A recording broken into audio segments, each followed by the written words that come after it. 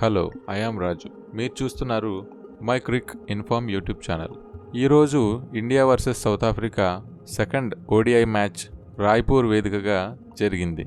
ఇందులో ప్రధానంగా టాస్ 20వసారి ఓడిపోవడం జరిగింది. సౌత్ ఆఫ్రికా టాస్ గెలిచి ఫస్ట్ బౌలింగ్ సెలెక్ట్ చేసుకుంది. ఫస్ట్ బ్యాటింగ్ దిగిన ఇండియా యశస్వి జైస్వాల్ 22 రన్స్ కొట్టి అవుట్ అవ్వడం జరిగింది. అలాగే రోహిత్ శర్మ ఈ రోజైనా సెంచరీ కొడతారేమో అని చూసాం, కానీ ఆయన తొందరగానే అవుట్ అయిపోయారు. రోహిత్ శర్మ 14 రన్స్ చేసి అవుట్ అవ్వడం జరిగింది. తర్వాత క్రీజులోకి వచ్చిన విరాట్ కోహ్లీ మరియు గైక్వాడ్ ఇద్దరు పార్ట్నర్షిప్ వచ్చి చాలా బాగా చేశారండి. గైక్వాడ్ 100, అలాగే కోహ్లీ కూడా మనం అనుకున్నట్టుగానే 100 కొట్టడం జరిగింది. గైక్వాడ్ మరియు కోహ్లీ ఇద్దరు పోటాపోటీగా చెరో 100 కొట్టేశారండి. గైక్వాడ్ 83 బాల్లో 105 కొట్టగా అందులో 2 సిక్స్లు 12 ఫోర్లు ఉన్నాయి. అలాగే కోహ్లీ 93 బాల్స్లో 103 రన్స్ కొట్టడం జరిగింది. అందులో 7 ఫోర్లు 2 సిక్స్లు.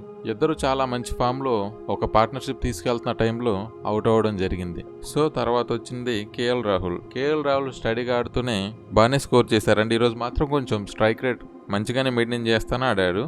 తర్వాత సుందర్ వచ్చాడు, మళ్ళీ వెంటనే వెళ్ళిపోవడం జరిగింది. తర్వాత జడేజా వచ్చాడు, కానీ ఈరోజు జడేజా మాత్రం కొంచెం స్లోగానే ఆడాడు. సో ఫైనల్గా ఇండియా వచ్చేసరికి 358 రన్స్ 5 వికెట్ల నష్టానికి చేసి ఇన్నింగ్స్ ముగించింది. అలాగే సౌత్ ఆఫ్రికా బౌలర్స్లోని జెన్సన్ 2 వికెట్లు, అలాగే లుంగి ఎంగిడి 1, బర్గర్ 1, మిగతా బౌలర్స్ మహారాజ్ వీళ్ళందరూ వికెట్స్ ఏం తీసుకోలేదు, టైట్గా బౌలింగ్ చేశారు. 358 రన్స్ టార్గెట్తో దిగిన సౌత్ ఆఫ్రికా 358 రన్స్ చేయడానికి south Africa second batting start చేసిందండి. అందులో first Markram, next Quinton de Kock fast గా అవుట్ అయిపోవడం జరిగిందండి. కానీ మార్క్రమ్ మాత్రం ఈరోజు 100 కొట్టాడు. ఆయన 4 సిక్స్లు 10 ఫోర్లతో సూపర్ సెంచరీ చేసుకున్నాడు. ఇండియా తరపున ఇదే ఆయనకి ఫస్ట్ సెంచరీ. తర్వాత బౌమా మరియు మార్క్రమ్ ఇద్దరు కలిసి మంచి పార్ట్నర్షిప్ చేశారు, కానీ తర్వాత బౌమా అనేది అవుట్ అయిపోవడం జరిగింది. తర్వాత బ్యాట్స్మెన్ బ్రిడ్జ్కి, ఈయన కూడా 68 రన్స్ కొట్టారు, ఒక బ్యాట్ బాల్కి అవుట్ అయిపోవడం జరిగింది. బ్రేవిస్ మనం అనుకున్నట్టుగానే ఈ రోజు కూడా బాగా ఆడతారని ఎక్స్పెక్ట్ చేశామండి. ఆయన కూడా బాగా ఆడారు. ఆయన ఇదే తన ఓడిఐలో ఫస్ట్ హాఫ్ సెంచరీ చేయడం జరిగింది. హాఫ్ సెంచరీ తర్వాత 6 కొట్టే ప్రయత్నంలో అవుట్ అయిపోవడం జరిగింది. తర్వాత వెంటనే జెన్సన్ రావడం జరిగిందండి. ఆయన రావడం 6 కోసం ట్రై చేసి అవుట్ అయిపోవడం జరిగింది. ఆయన తర్వాత వచ్చిన జెన్సన్ తర్వాత జార్జి రావడం జరిగింది, కానీ ఆయనకు గాయం కావడం వలన రిటైర్డ్ హర్ట్గా వెనక్కి వెళ్లడం జరిగింది. కేశవ్ మహారాజ్ రావడం జరిగింది. ఆయన మరియు బోస్ ఇద్దరు కలిసి స్టడీ ఇన్నింగ్స్ ఆడి సౌత్ ఆఫ్రికా జట్టును గెలిపించారు. ఈ సౌత్ ఆఫ్రికా బ్యాట్స్మెన్లో టాప్ స్కోరర్గా మార్క్రమ్ ఉన్నాడు, తర్వాత బ్రిడ్జ్కే ఉన్నాడు, తర్వాత బౌమా, బ్రిడ్జ్కి తర్వాత బ్రెవిస్ తర్వాత బౌమా, తర్వాత మిగతా వాళ్ళు బోష్. వీళ్ళందరూ కలిపి మంచి స్కోర్ చేయడం వలన సౌత్ ఆఫ్రికా అనేది గెలవడం జరిగిందండి. అలాగే బౌలింగ్ విషయానికి వస్తే హర్షదీప్ సింగ్ ఎకానమీతో పాటు 2 వికెట్స్ తీశాడండి. తర్వాత ప్రసిద్ధ్ కృష్ణ ఎక్కువ రన్స్ ఇచ్చుకున్న తర్వాత 2 వికెట్స్ తీయడం జరిగింది. హర్షిత్ రాణా 1 వికెట్ మరియు కుల్దీప్ యాదవ్ 1 వికెట్ తీసుకున్నాడు. సో ఈ విధంగా సౌత్ ఆఫ్రికా మ్యాచ్ గెలవడం జరిగింది. సో ఫైనల్గా ఈ విధంగా ఇండియా మీద సౌత్ ఆఫ్రికా 4 వికెట్ల తేడాతో గెలవడం జరిగింది.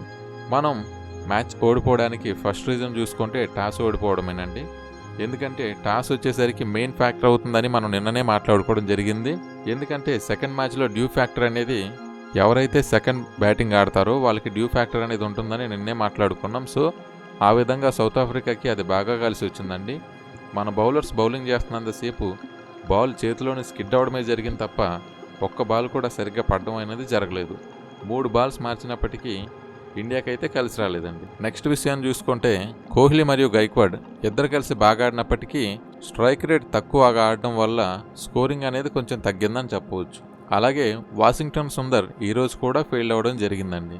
మరి నెక్స్ట్ మ్యాచ్లో వాషింగ్టన్ సుందర్ ఆడిస్తారో లేదో చూద్దాం. అలాగే జడేజా కూడా ఎప్పుడు హిట్టింగ్ చేసే బ్యాట్స్మెన్ ఈరోజు మాత్రం కొంచెం స్లోగానే ఆడాడని చెప్పుకోవచ్చు. ఫైనల్గా సౌత్ ఆఫ్రికా మ్యాచ్ జరుగుతున్న టైంలోని ఇండియన్ బౌలర్స్ చాలా చెత్తగా బౌలింగ్ చేశారండి. అందులో నెంబర్ 1 వచ్చేసరికి ప్రసిద్ధ్ కృష్ణ ఓవర్కి వచ్చేసరికి 10 పైన కొట్టించుకున్నాడు తప్ప అంతకుమించి తక్కువ అయితే కొట్టలే. ఏదో లాస్ట్లో 1 వికెట్ తీయడం వల్ల ఆయన ఖాతాలో 2 వికెట్లు పడ్డాయి తప్ప లేకపోతే చాలా ఎక్స్పెన్సివ్గా ప్రూవ్ అయ్యాడు. ఫీల్డింగ్ చాలా పూర్గా ఉందండి. చాలా క్యాచ్లు వదిలేశారు. నెక్స్ట్ రన్స్ కూడా లీక్ చేయడం జరిగింది. లాస్ట్ స్టేజెస్ గేమ్లోని సింగిల్స్ని చాలా ఈజీగా ఇచ్చేశారండి. సింగిల్స్ టూస్ అయితే చాలా దారుణంగా ఇచ్చేశారు. అదే మన బ్యాటింగ్ వచ్చేసరికి వాళ్ళు మాత్రం చాలా ఒక్క రన్ కూడా వాళ్ళు చాలా ఎఫర్ట్ పెట్టి ఫీల్డింగ్ చేసేవాళ్ళు. కానీ మన వాళ్ళు అలా చేయలేదని నా ఫీలింగ్ అండి. ఫైనల్గా లాస్ట్లో మన వాళ్ళు వచ్చి గివప్ అనేది ఇచ్చేశారండి. ఎందుకంటే 34 బాల్స్లో ఉన్నప్పుడు ఆల్మోస్ట్ 32 రన్సే కొట్టాలి. ఆ టైంలో ఇంకా మ్యాచ్ వాళ్ళే గెలిచేశారని ఫీల్ అయ్యారో ఏంటో తెలియదు, కానీ మనోళ్ళు అయితే చేతులు ఎత్తేయడం జరిగిందండి. వాళ్ళకి ఈజీగా రన్స్ లీక్ చేస్తారు. క్యాచెస్ కూడా చాలా అనేది డ్రాప్ చేయడం జరిగిందండి. అది వచ్చేసరికి మనకు చాలా డ్రాబ్యాక్. ఈ విషయాన్ని మాత్రం నెక్స్ట్ మ్యాచ్లో మాత్రం చాలా ఇంప్రూవ్ చేసుకోవాలి. విరాట్ కోహ్లీ మరియు గైక్వాడ్ అలాగే కేఎల్ రాహుల్ ఈ ముగ్గురు కలిసి 2 సెంచరీలు మరియు 1 హాఫ్ సెంచరీ చేసినప్పటికీ ఇండియా ఓడిపోవడం అనేది చాలా బాధగా ఉందండి. ఒక పక్క కోహ్లీ మరియు గైక్వాడ్ వాళ్ళిద్దరూ సెంచరీ చేసినప్పటికీ మనం ఓడిపోయామని బాధపడాలో తెలియని సిచ్యువేషన్లో ఇండియా ఉంది. ఫ్యాన్స్ అయితే చాలా నిరాశకు గురయ్యారండి స్టేడియంలో ఉన్నప్పుడు, మనకు బయట మనం చూస్తున్నప్పుడు కూడా. ఎందుకంటే ఆల్మోస్ట్ ఇండియా వచ్చేసరికి డ్రైవింగ్ సీట్లో ఉందండి. ప్రశాంతంగా మనం గెలిచేస్తాం అనుకున్నాం నేనైతే ఆ స్కోర్ చూసాక. కానీ తర్వాత షాకింగ్గా ఓడిపోవడం అనేది జరిగింది.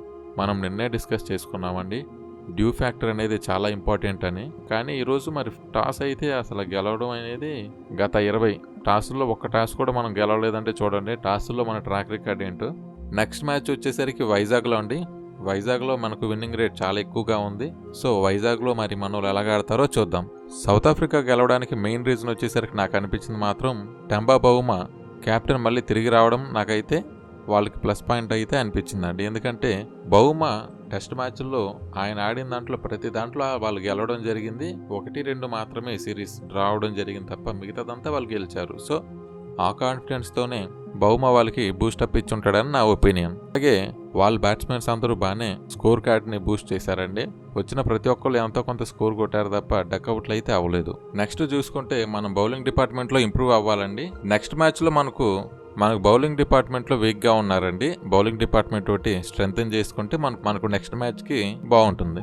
బౌలర్స్ కనుక వాళ్ళు స్ట్రెంగ్తన్ చేసుకుని నెక్స్ట్ మ్యాచ్ కనుక కాన్ఫిడెన్స్తో వస్తే మనకు అది గెలవడానికి బూస్టప్ అవుతుందండి. సో విశాఖపట్నంలో జరిగే డిసైడర్ మ్యాచ్ని వీక్షించడానికి నేనైతే లైవ్ చూడడానికి వెళ్తున్నానండి. మీకు మ్యాక్సిమం లైవ్ అప్డేట్స్ అందించడానికి ట్రై చేస్తాను.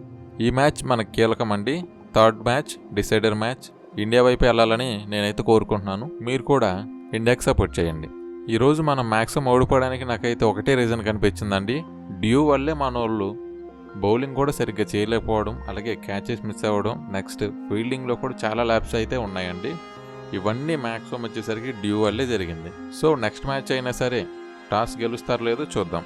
క్యాప్టెన్సీ కూడా కొంచెం నార్మల్ క్యాప్టెన్సీ లాగా అనిపించిందండి. కొంచెం థింకింగ్ వచ్చేసరికి డిఫరెంట్గా చేసినట్టు నాకైతే అనిపించలేదు.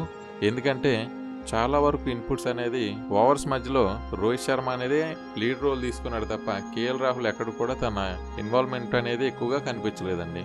అలాగే ఎప్పుడైతే మనకు స్పిన్ పడుతుందో ఆ టైంలో ఫాస్ట్ బౌలర్స్ తీసుకురావడం, ఎప్పుడైతే ఫాస్ట్ బౌలింగ్ పడుతుందో ఆ టైంలో స్పిన్నర్స్ తీసుకురావడం, ఇలా చేయడం వల్ల వాళ్ళకి ఈజీ అయిపోయిందండి బ్యాటింగ్. సౌత్ ఆఫ్రికా ప్లేయర్స్కి బ్యాటింగ్ అనేది ఈజీగా అయిపోయింది.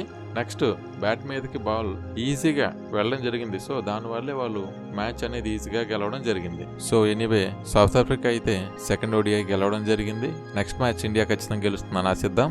సో ఫైనల్గా వైజాగ్లో 3rd ODIలో కలుద్దామండి. అంతవరకు సెలవు. Thank you. ఈ వీడియో కనుక మీకు నచ్చినట్లయితే లైక్ చేయండి. అలాగే మరిన్ని వీడియోస్ కోసం నా ఛానల్ని సబ్స్క్రైబ్ చేసుకోండి. Thank you for watching.